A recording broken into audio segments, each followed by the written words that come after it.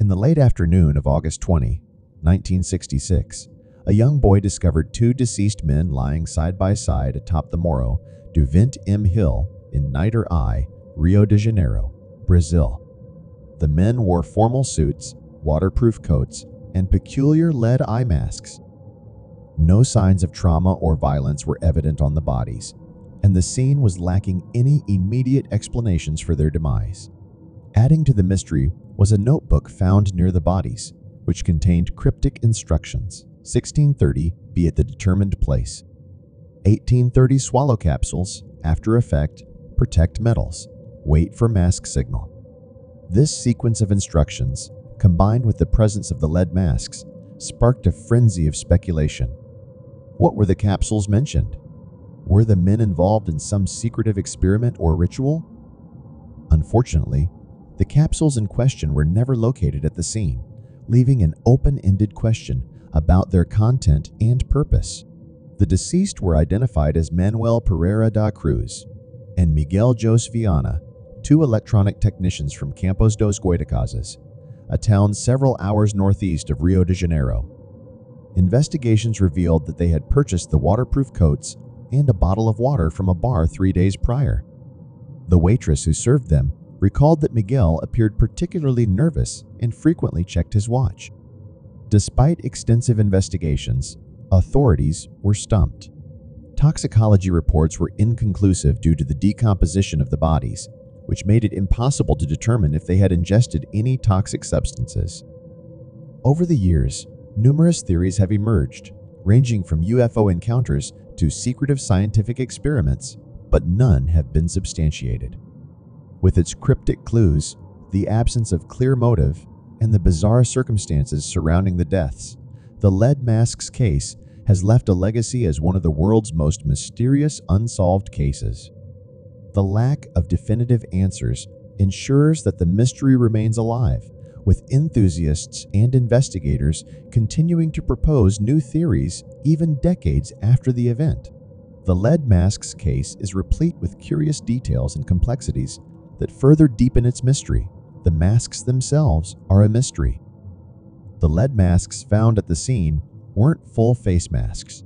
They were more like protective goggles, believed to protect the eyes from radiation. This detail led many to speculate on the potential involvement of the two men in experiments that dealt with radioactive materials, or perhaps something extraterrestrial, given the era's fascination with UFOs. Witnesses who had seen the men before their deaths claimed that they looked like they were waiting for someone at the bar where they bought the water bottle. Their anxious behavior and frequent glancing at their watches might suggest they were on a tight schedule or expected to meet someone or something significant. Upon being interviewed, the waitress from the bar described Miguel as very nervous and noticed he frequently checked his watch. That is the last time they were known to have been seen alive. It is presumed they went directly from the bar to the spot at which they were discovered. Upon investigating their belongings, it was found that they didn't have enough money for a return bus ticket. This fact fueled speculations that the men expected not to return from whatever endeavor they were undertaking. Around the time of the technician's death, there were local reports of bright flying objects emitting a lot of light in the sky. These reports fed into the UFO theory, suggesting that perhaps the two men were trying to contact or were contacted by extraterrestrial beings. However, these UFO sightings were never definitively linked to the case. After the initial discovery of the bodies, the police were not informed until the next day. By then, evidence might have been tampered with or degraded due to exposure. The rain could have washed away any potential evidence, and with no witnesses to the actual event, the police had little to go on from the start.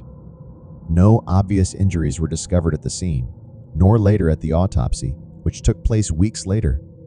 The coroner's office was very busy at the time, and when the autopsy was finally conducted, the internal organs of the two victims were too badly decomposed for reliable testing.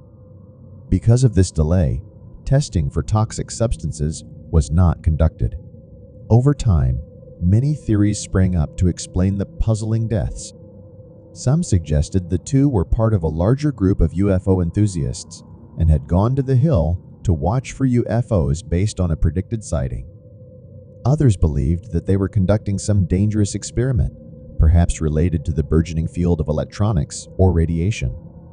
In all its facets, the lead masks case combines elements of crime, science fiction, and an urban legend. Despite the intensive media attention it received and the numerous theories proposed, the case remains unsolved, leaving a void filled by speculation, intrigue, and the human desire to uncover the truth behind its mystery.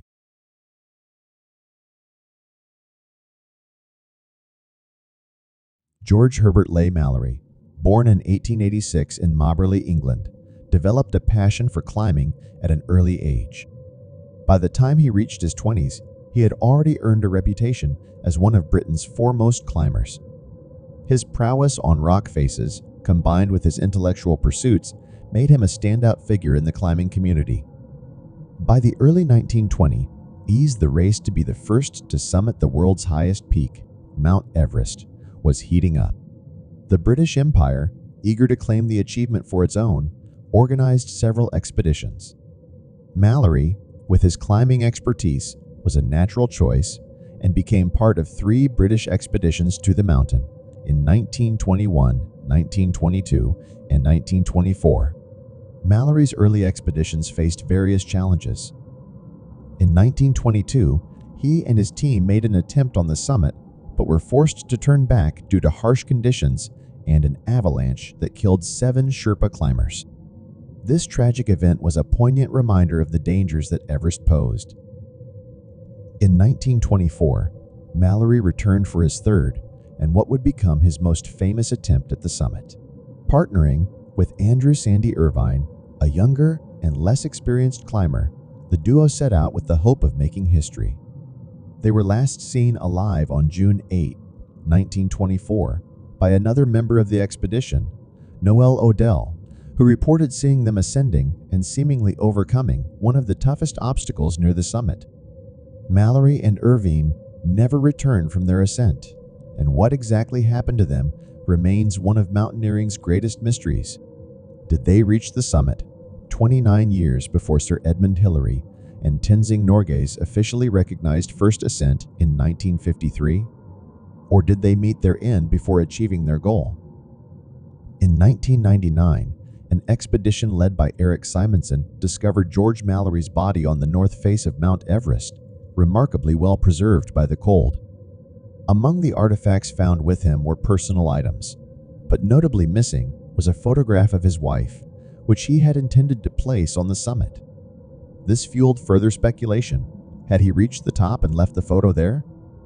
While the mystery of whether Mallory and Irvine reached the summit remains unsolved, George Mallory's legacy is undeniable.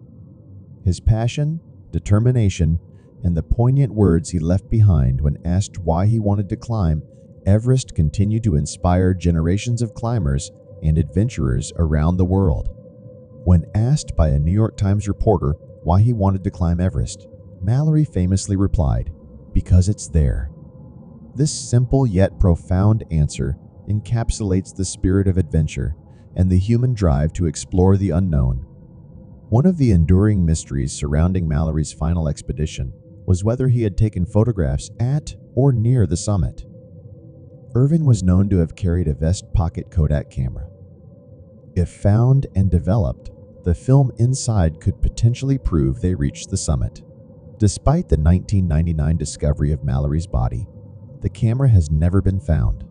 Though less experienced as a mountaineer, Andrew Sandy Irvine was an invaluable member of the expedition due to his mechanical skills.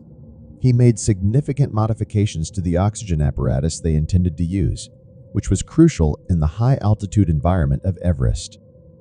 Mallory had a somewhat competitive relationship with Australian climber George Finch. Finch was a proponent of using oxygen for high-altitude climbing, an idea initially resisted by Mallory. However, by 1924, Mallory had become more receptive to the idea, which may have increased his confidence in summiting. Before his Everest expeditions, Mallory was part of the first ascent of the famed Pillar Rock in the Lake District, England. His mountaineering feats were not limited to the Himalayas. and he had built a reputation as an accomplished climber on various terrains. Mallory had many personal motivations for wanting to conquer Everest.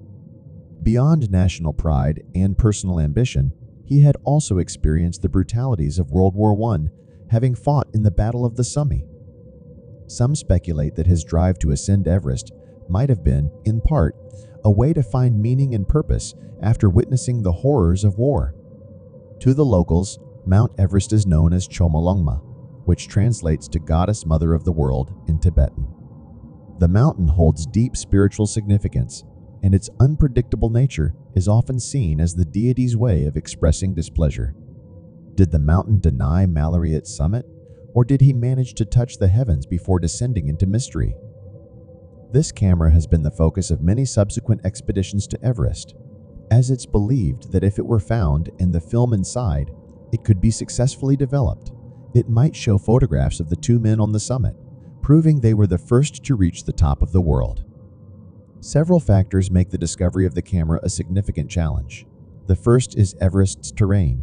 The north face of Everest, where Mallory's body was found and where Irvine is believed to have fallen, is a vast and treacherous area with deep crevices, shifting ice, and rockfall, making searches extremely dangerous.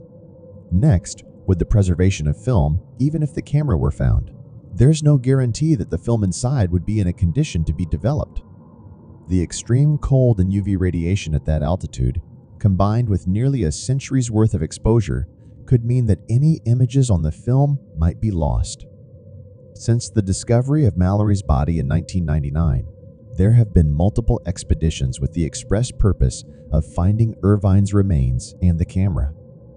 While some artifacts and old campsites have been discovered, as of 2022, Irvine's body and the camera remain elusive. The camera, if found, could rewrite the history of mountaineering, but for now, the mystery of whether Mallory and Irvine reached the summit of Everest before their tragic end remains one of the great unanswered questions of the 20th century. It's worth noting that Mount Everest lies on the border between Nepal and Tibet, with the southern approach being in Nepal and the northern approach being in Tibet, which is a part of China. While the majority of climbs originate from the Nepalese side, there have been numerous expeditions from the Tibetan Chinese side, particularly on the north face, where Mallory and Irvine made their ill-fated ascent. It's possible that new expeditions and findings could have occurred after 2022. If there were recent developments regarding the discovery of the camera by a Chinese expedition, that would be significant news in the mountaineering world.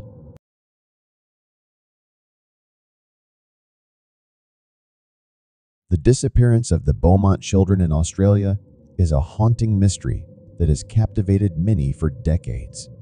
On January 26, 1966, Jane Beaumont, aged 9, Arna Beaumont, aged 7, and their 4-year-old brother Grant Beaumont vanished without a trace from Glenelg Beach in Adelaide, South Australia. This chilling incident remains one of Australia's most enduring unsolved cases and has perplexed both law enforcement and amateur sleuths for over half a century. On that fateful summer day, the children left their suburban home to enjoy a day at the beach, a common pastime for families in Australia. Jane, the eldest, was entrusted with the care of her younger siblings. Witnesses reported seeing the Beaumont children playing and interacting with a tall, blond man who appeared to be in his 30s. This man, initially thought to be harmless, was seen chatting with the children and buying them snacks. However, this casual encounter would turn into a mystery that continues to baffle investigators. The mystery deepened when the Beaumont children failed to return home that evening, sparking a massive search operation.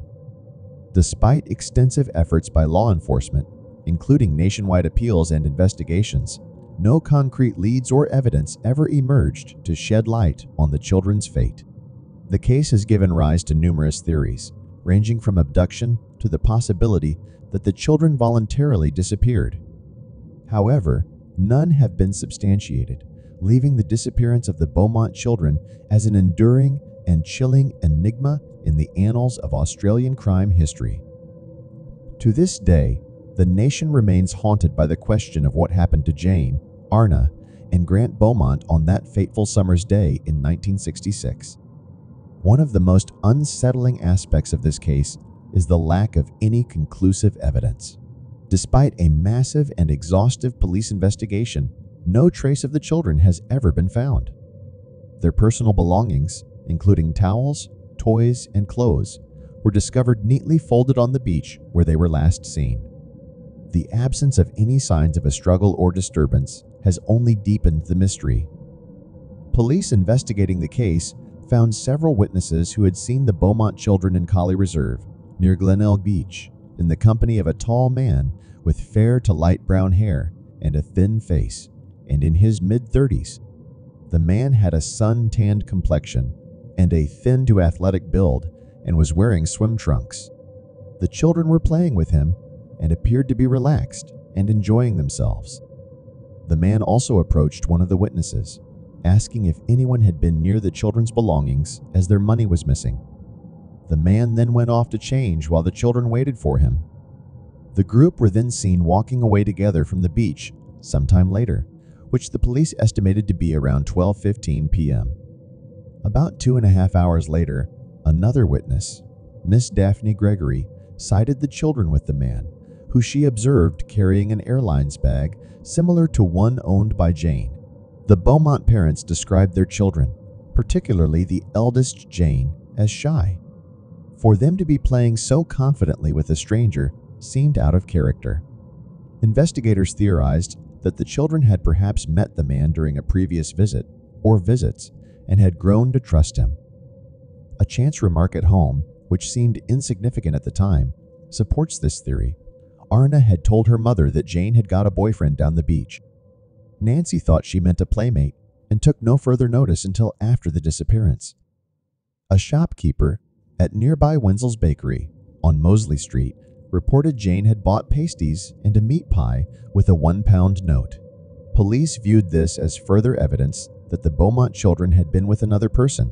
For two reasons, the shopkeeper knew the children well from previous visits and reported that they had never purchased a meat pie before, and the children's mother had given them only 6 shillings and 6 pence, enough for their bus fare and lunch, and not £1. Police believed the money had been given to them by somebody else. According to an initial statement, the Beaumont children were seen walking alone at 2:55 p.m. away from the beach along Jetty Road in the general direction of their home. The witness, a postman, knew the children well, and his statement was regarded as reliable. He said the children were holding hands and laughing in the main street. Police could not determine why the reliable children, already 1 hour late, were strolling alone and seemingly unconcerned.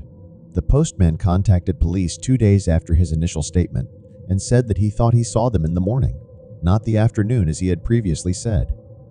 The initial suspect in the case was the mysterious man the children were seen with at the beach. He has been described as tall, blonde, and well-dressed. Despite numerous leads and witness statements, the man's identity has never been established. Some reports suggested that he may have lured the children away, but others speculated that he might have been an innocent bystander who happened to be in the wrong place at the wrong time. This uncertainty has only added to the intrigue surrounding the case. Over the years, there have been various reported sightings of the Beaumont children, but none have been confirmed.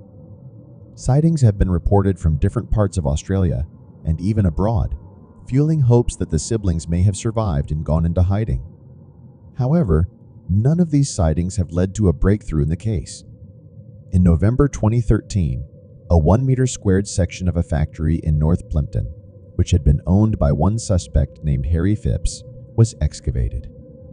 A ground-penetrating radar found one small anomaly, which can indicate movement or objects within the soil, but the dig found no additional evidence, and investigations into the site were closed. On 22 January 2018, Adelaide detectives announced that they would return to the factory site and conduct further excavations after a private investigation sponsored by Channel 7 Adelaide. The excavation, on 2 February 2018, took 9 hours. Animal bones and general rubbish were found, but nothing related to the Beaumont case.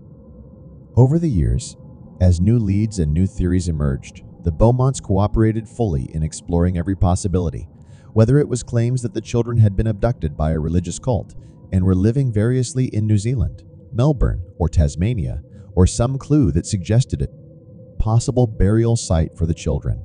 They were devastated in 1990 when newspapers published computer-generated photographs of how the children would have looked like as adults. The pictures, published against their wishes, caused a huge wave of public sympathy from a community which is still sensitive to their pain. The couple later divorced and lived separately, having resolved to live their final years away from the public attention that followed them for decades. They sold their home, and the South Australian police remained informed of the couple's new addresses, as the case remains open. The Beaumonts were reported to have accepted that the truth of their children's disappearances may never be discovered. Nancy died in an Adelaide nursing home on 16 September 2019 at age 92. Grant also died in Adelaide on 9 April 2023 at age 97. The Beaumont children's disappearance has left an indelible mark on Australian society and has had a lasting impact on the country's approach to child safety. The case has served as a stark reminder of the importance of vigilance and caution, and it continues to be a subject of fascination, speculation, and debate. Despite the passage of time, the mystery remains as compelling and haunting as ever, with the fate of Jane, Arna, and Grant Beaumont still shrouded in uncertainty.